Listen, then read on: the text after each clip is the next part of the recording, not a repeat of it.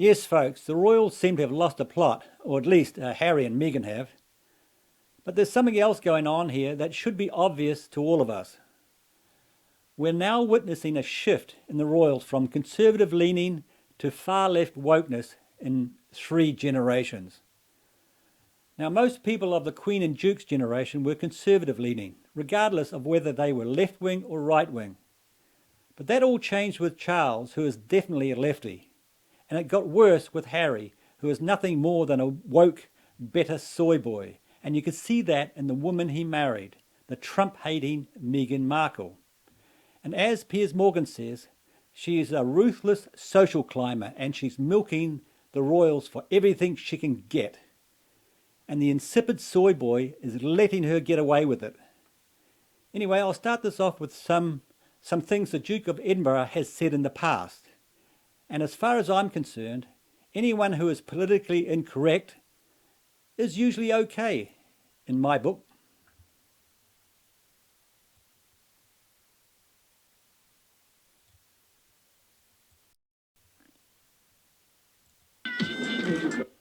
Where do you come from? I come from the Philippines. The Philippines must be half empty. You're all here. You can take those things off and put wheels on them. Put wheels on them.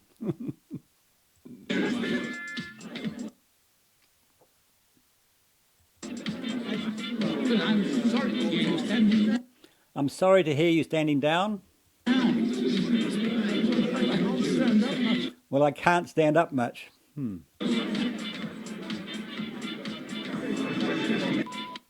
Just take the effing picture. And I just said that I worked in a club. And then he asked, oh, what, a strip club? A strip club. Yeah, anyway, next clip.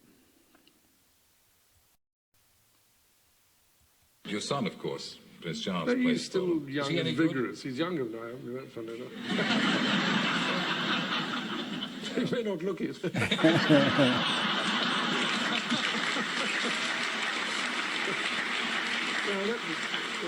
In May, while visiting the new Welsh Assembly, he met a group from the British Deaf Association standing by a Caribbean band.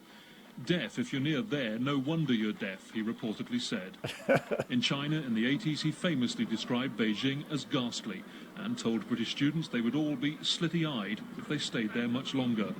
And 4 years ago, he asked a Scottish driving instructor, how do you keep the natives off the booze long enough to pass the test? Yeah, and he's also said these things.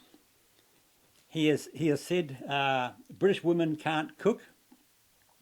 And when in Australia, he asked an Aboriginal performer if they still throw spears at each other. And he said this, you managed not to get eaten then, to some students who had just returned from Papua New Guinea. And he said, you are too fat to be an astronaut, to a 13-year-old kid who wanted to fly into space. Anyway, now let's contrast him to his son, his boring son.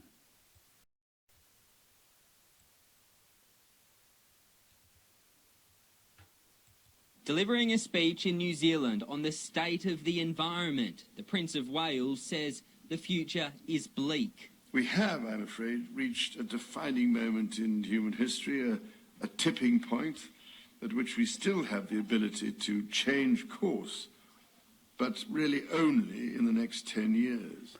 Oh, 10 years, really? The Prince calling on governments to take bolder action, believing they can no longer dither and delay. The heir to the throne says we are already witnessing the frightening impacts of climate change. We are feeling the effects of all this now, of course, and natural disasters are increasing with terrifying frequency and intensity. Declaring we all have a role to play in what we consume. Instead, we can take less, make less, and dispose of less. Oh my God, he is so inspiring. Yes, you can already see the downward trend as they get further away from conservatism. Anyway, now to his second son. The Monday morning headlines say it all. Prince Andrew's attempt to explain his friendship with accused sex trafficker Jeffrey Epstein backfiring. You've been on his private plane. Yes. You've been to stay on his private island. Yes. You've stayed at his home in Palm Beach. Yes. The Duke of York generating a new wave of questions in what has become a sea of speculation surrounding his ties to Epstein. Prince Andrew denied he ever saw his former friend with underage girls in a pointed and detailed interview with the BBC. Do I regret the fact that he has quite obviously conducted himself in a manner unbecoming? Yes. Unbecoming. He was a sex offender. Yeah. Yeah. And the further the interview went, the worse it got. Anyway, now to woke Harry. Effectively. One of the main discussions is about racism. People not only have said that Meghan is treated in a racist way by the press, but now are saying that it was racism that has driven them to this, unprecedented decision. Well, I mean, the whole debate centred around whether or not she got an inordinate amount of abuse or scrutiny in the press in comparison to Kate Middleton. I mean, Kate Middleton is a particularly boring individual, so it's quite a difficult comparison. And Meghan comes along with a history of someone who was a woman in her own right and not just a kind of clothes horse and a baby maker, as she's since become, whilst joining the royal family. As all royal, women are expected to do. And it's really faintly ridiculous because, I've even experienced it where people hint at the idea that you might be a racist because you say, I don't like the royals. I mean, just because this couple supposedly, as people argue, represent a modern Britain in looks, in appearances, doesn't mean that they do in any kind of political or moral sense. And it is absolutely not racist to say that Meghan Markle is completely uninteresting and completely annoying, really seriously annoying and hectoring. And since when did everyone forget that Prince Harry dressed up and larked about in a Nazi suit? I mean, these people are not nice. That was a better era, if anything. Bring back Nazi Harry, it's one headline. And the interesting thing that I've been thinking about is how much actually this couple really don't like Britain and they don't like British people. Like Tom alluded to in the criticism of the press, all the stuff that they come out with is about how it's so difficult for them. They hate being photographed. They hate public appearances. Yes, and Harry complains about the media causing his depression. So that's why he runs to Hollywood, to get away from the media.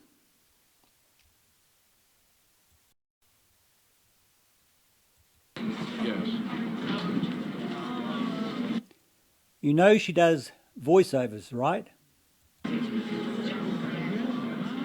Oh, really? I did not know that. You seem surprised, but yeah, she's really interested.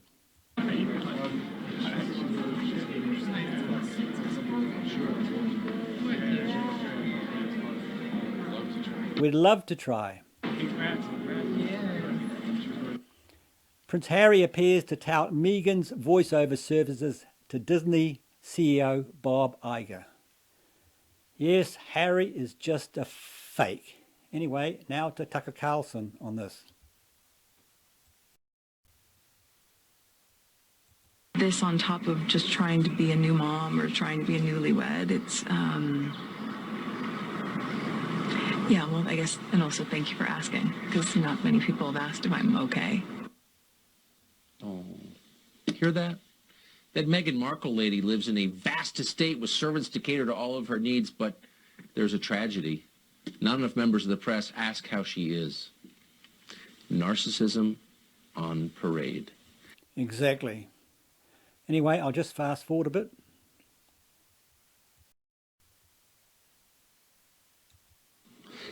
But they're also, they seem so self-pitying. Yeah. I mean, if you're going to be a member of the royal family, like, you know, you should be happy about that. But like every other rich person in the West right now, they seem to be drowning in Lake Me. I mean, their narcissism is making them miserable, no? Well, I think that's why royals should not marry people in show business. Because when you're a celebrity, you're treated like royalty, as the expression said. But when you're actual royalty, you're treated like garbage, because essentially being a minor royal is an act of self-negation. When Kelly Clarkson does an event, there's thousands of people there to see her, so it's all about her.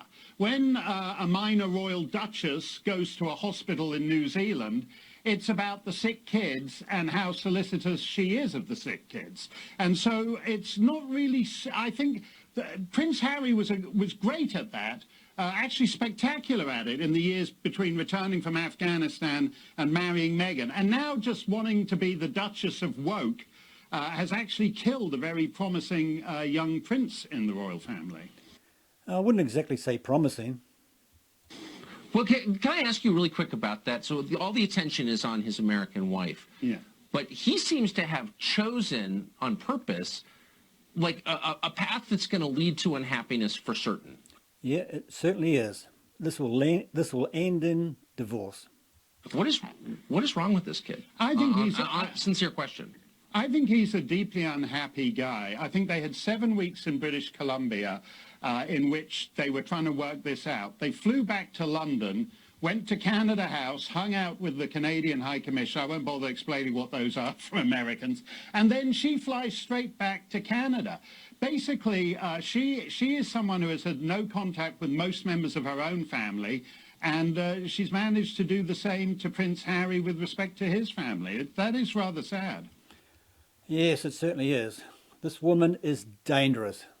She is dividing the royal family, and Harry hasn't got the guts to stop it. Anyway, now to a bit of satire.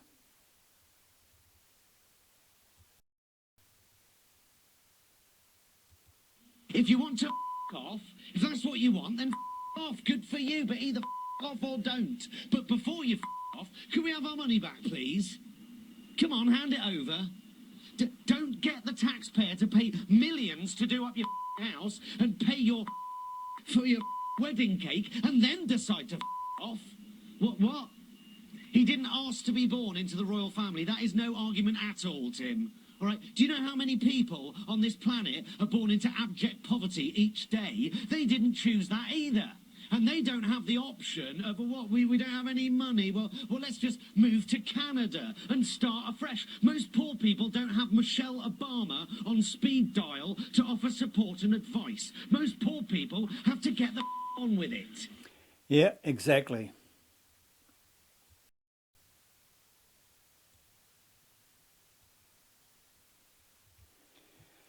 Now, I would say Harry and Meghan will be divorced within 2 years.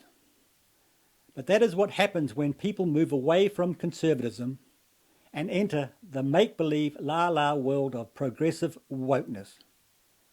And now, sadly for the monarchy, a responsible replacement for the Queen doesn't look promising.